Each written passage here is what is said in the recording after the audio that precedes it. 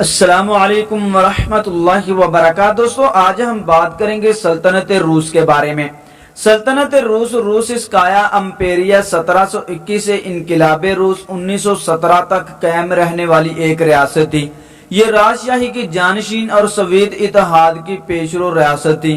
یہ منگول سلطنت کے بعد تاریخ عالم کی دوسری سب سے مضبوط ریاست تھی۔ 1866 میں یہ مشرقی یورپ سے ایشیا اور شمالی امریکہ تک پھیلی ہوئی تھی۔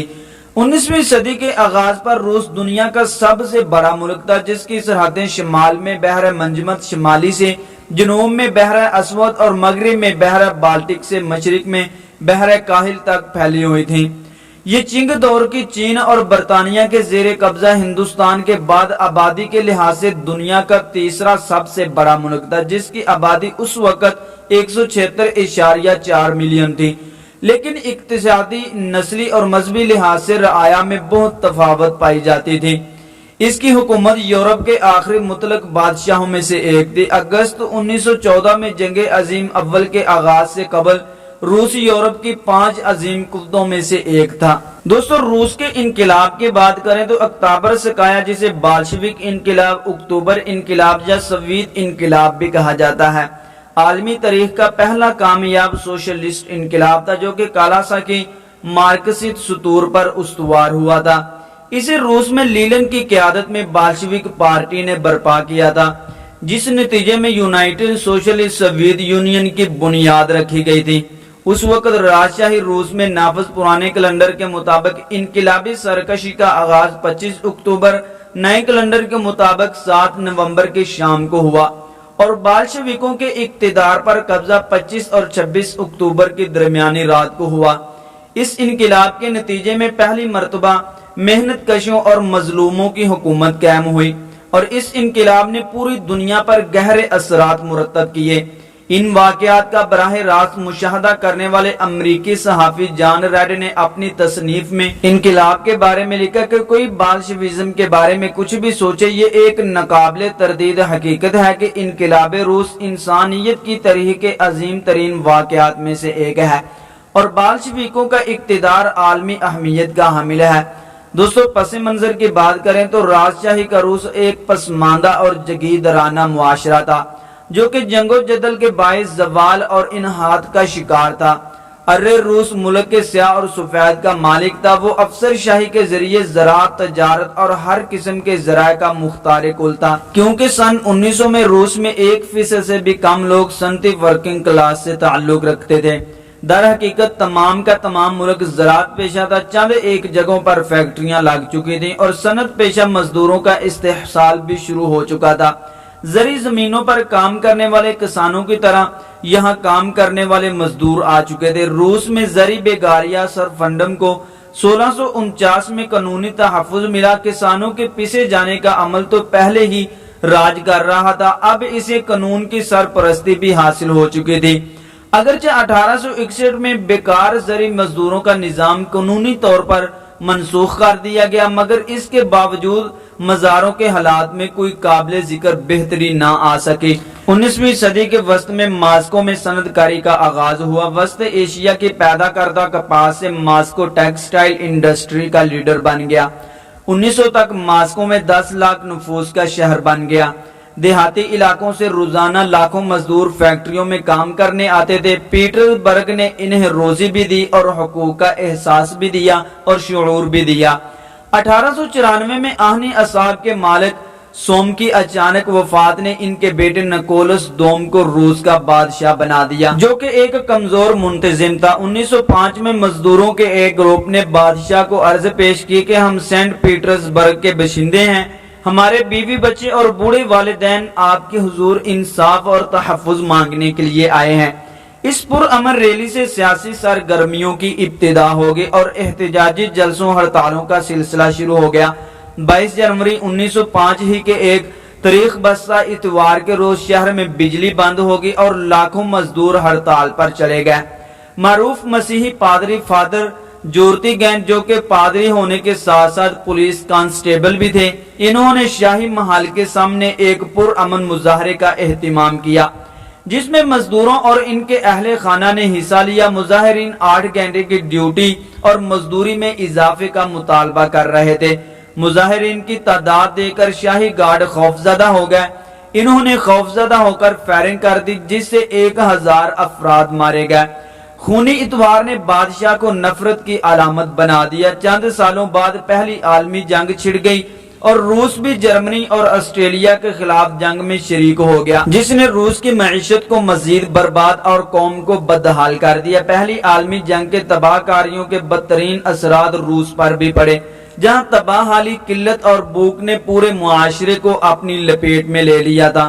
जंग के अखराजात के बाइस अवामी फलाह अमा के मंसूबों में कमी की गई और खुराक की सख्त किल्लत पैदा हो गई। इस दौरान फौज में भी अमूमी गिरावट के असरात देखने को मिले थे।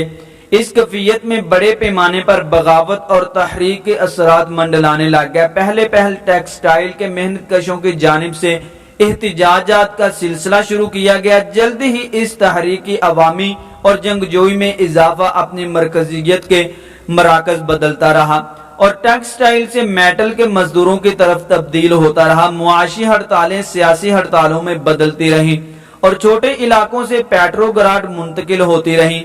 1917 के पहले 2 महीनों में 5,75,000 हड़तालियों की तादाद रिकॉर्ड की गई, जिसका बड़ा हिस्सा दारुल हुकूमत में था। पुलिस की तरफ से मारे जाने वाले छापों की मुहिम के बावजूद 9 जनवरी को 1.5 लाख मजदूरों ने खूनी सालगिरह के मौका पर हड़ताल की और मुजाहरा किया। हड़तालियों का मूड इंतहाई जोशीला था, जिनकी क़यादत मेटल वर्कर कर रहे थे। सभी को महसूस हो गया था कि वापसी का अब कोई रास्ता नहीं रहा है। हर फैक्ट्री के अंदर तकरीबन हर जगह बाल्शेविकों के गिर्द एक सरगर्म मरकज कायम हो चुका था। फरवरी के पहले 2 हफ्तों के दौरान मीटिंगें और हड़तालें मुसलसल होती रहीं। 8 फरवरी को पेट्रोल फैक्ट्री में पुलिस का मार मार कर बरकस निकाल दिया गया, जबकि 14 फरवरी को जब डूमा का इजलास शुरू हो रहा था 90,000 वर्करों ने पेट्रोग्राड में हड़ताल कर दी। मॉस्को में भी कई प्लांट बंद हो गए। 16 फरवरी को इंतजामिया ने पेट्रोग्राड में रोटी का कार्ड मुतारफ करवा दिया। इस इनफरादियत ने जज्बात को और ज्यादा भड़का दिया और 19 फरवरी को अवाम के झुंड, जिसमें ज्यादातर खवातीन शामिल थी, खुराक की दुकानों पर जमा हो गए और रोटी का मुतालबा कर रहे थे। एक ही दिन बाद तमाम बेकरियां भी बंद कर दी गईं। ये वो गर्मा गर्म माहौल था जिसकी तबश में इनकिलाब का शोला पक रहा था और जो कि कुछ ही दिनों के अंदर भड़कने वाला था। 23 फरवरी 1917 को मौजूदा कैलेंडर के मुताबिक 7 मार्च को खवातीन का आलमी दिन था। दारुल हुकूमत सैंडबर्ग में मर्द फैक्ट्रियों में और औरतें खुराक का राशन लेने गई थी। कई घंटों के इंतजार के बाद जवाब मिल गया कि खुराक खत्म हो चुकी है, कुछ नहीं मिलेगा।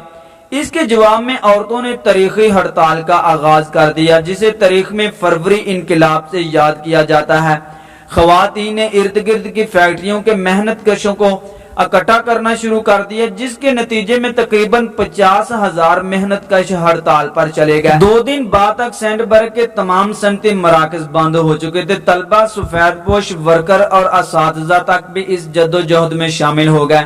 27 फरवरी के बाद दारुल हुकूमत का बेशतर हिस्सा मेहनत कशों और सिपाहियों के कब्जे में था, जिसमें पुल, गोला बारूद, railway station, telegraph, post office शामिल थे। 1905 के तजर्बात की रोशनी में मेहनत कशों की पंचायतों को तश्कील दिया गया ताकि समाज के निजामे कार पर गिरफ्त को मजबूत किया जाए। मार्च तक ताकत से महरूम राज नकोलस तख्त छोड़ चुका था और रोमानोव शाही खानदान किस्सा परिना बन चुका था। अब इनके नारों में रोटी अमन के साथ साथ बादशाहत के खात्मे का भी मुतालबा शामिल हो गया। शाही गार्ड ने मुजाहिरीन को मुंतशिर करने की कोशिश की, मगर इन्होंने इनकार कर दिया। अगले रोज इनकी तादाद 2-3 लाख तक पहुंच गई।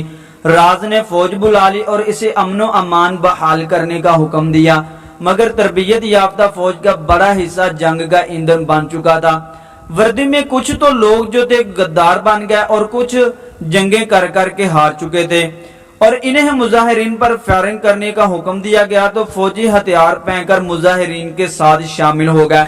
अप्रैल में लीनन की फंड लैंड से वापसी हुई। रेलवे स्टेशन पर रूसी इनकलाब के सोशलिस्ट खुसूसियात पर लीनन ने जो तकरीर की वो पार्टी के बहुत से लीडरों के लिए धमाका थी।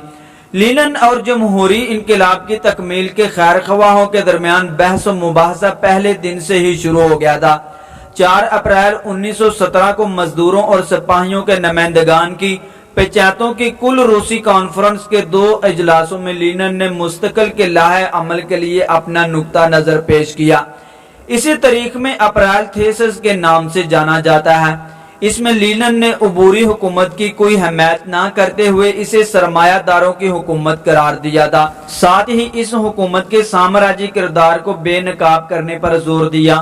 محنت کشوں اور کسانوں کی حمایت کے ساتھ ساتھ لینن نے روس میں سوشلسٹ کی جانب بڑھنے کا بھی اعلان کر دیا۔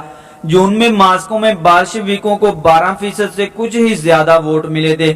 ستمبر میں انہوں نے 51% ووٹوں کے ساتھ قطعی اکثریت حاصل کر لی۔ لینن اکتوبر 1917 سے اپنی وفات 1924 تک اس نوزائیدہ انقلابی اشتراکی ریاست کے سربراہ رہے۔ 53 برس کی عمر میں اس دار فانی سے ان کے کوچ کے بعد پارٹی کے جنرل سیکرٹری جوزف اسٹالن ملک کے سربراہ بنے۔ اسٹالن اپنی سخت گیری کی بنیاد پر نہ صرف دائیں بازو کی سوچ رکھنے والوں کی تنقید کا ہدف بنا کرتے بلکہ ان دنوں بائیں بازو کے دانشوروں کی تنقید کا بھی حصہ بنایا جاتا رہا ان کو۔ دوستو آج کی ہماری ویڈیو یہاں تک ہی۔ ویڈیو اچھی لگی ہو تو پلیز لائک کر دیں، چینل کو سبسکرائب کر دیں اور بیل کے بٹن کو بھی دبا دیں تاکہ ہماری ہر نئی آنے والی ویڈیو کا نوٹیفیکیشن بر وقت آپ تک پہنچتا رہے۔ السلام علیکم ورحمۃ اللہ وبرکاتہ۔